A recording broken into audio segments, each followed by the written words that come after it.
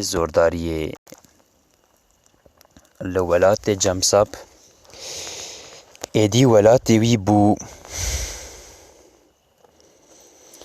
لوی ولاتی که بری مروفان خواله دولمندی آرامی و خوشبناوی دگرتن و دهاتن نخوشی و خزانی دست پیکر بو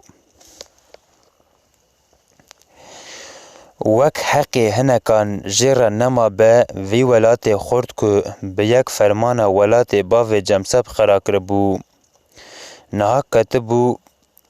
روشک دجوار تولی وی خزنه جی پادشاه ظلم و زور خواه شداند بویه بیش و باجین گران و مزن داوید سر ولاتیان گلی که خزانه پشتوان خوز کربو جبر وی باری کتبو ناف روشک زف و دجوار دگوتن خواده ریو بر و سرمیان وک پادشاه ما خراب بسر کسی دنینه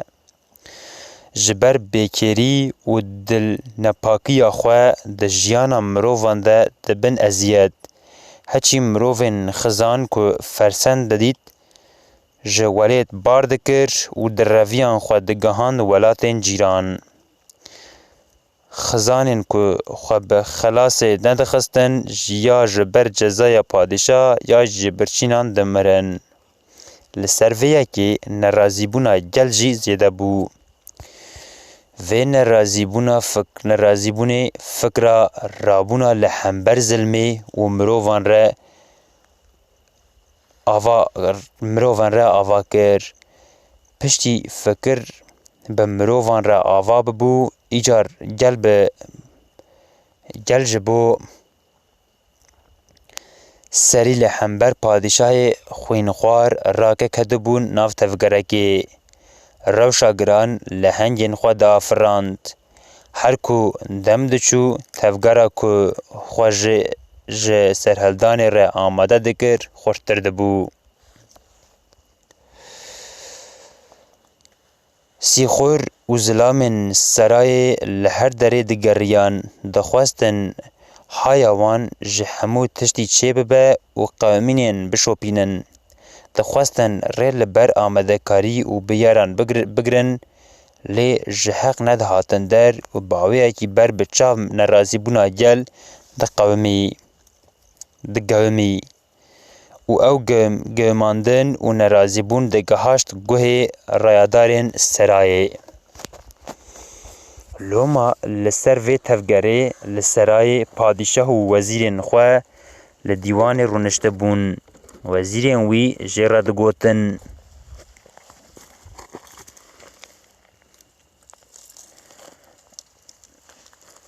رملدارین ما قالا پرتوکا ظلامکی دکن تشتا که جهیلا وان و خویانی دبه وی ظلامی که ناو و جیه وی ندیاره ده پرتوکا خواده لسر گلک تشتان نویسیه یا که ما علاقه دردکه اوه که وی ده وی پرتوکه ده قالا راپرین و سرهلدان گلیا لحنبر سرای کریه تولی ری و ری بازن که اوه گل کاره بخواه پیک ببکه و یک حکم ولید ده دست خواه دبیجه دوی مروف خواه لحنبر پادشاه ما بکن و یک و جخواه را آزادی پیدا بکن ده جیان ده همو زندی وک هون و دوی همو زندی لحنبر هفدو بریزگرتن تف بگرن ده جیان ده جه آزادی خوشتر و جه برومتر تشتک نینه مافی تکسی تنیا که خواه سر کسی را بگره و چه پادشاه چه گاوان ینن و خودی همان مافینه